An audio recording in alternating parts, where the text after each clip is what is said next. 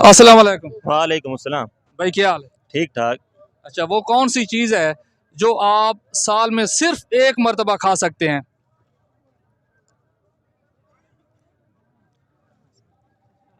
सिर्फ एक मरतबा। एक मरतबा, साल में सिर्फ एक मरतबा खा सकते हैं। आप कितने साल के हैं? 21। 21 साल।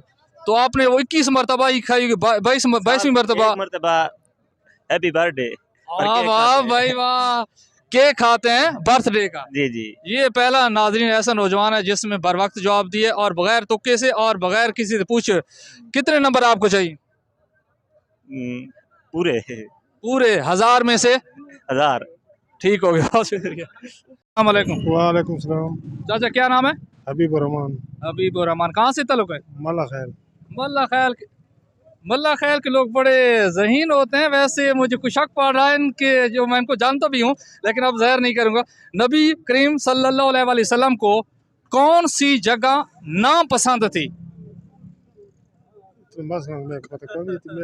ठीक है, मैं आपको बता देता हूँ, ऑप्शन देता हूँ, 3 जाए।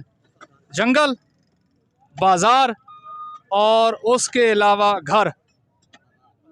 बाजार।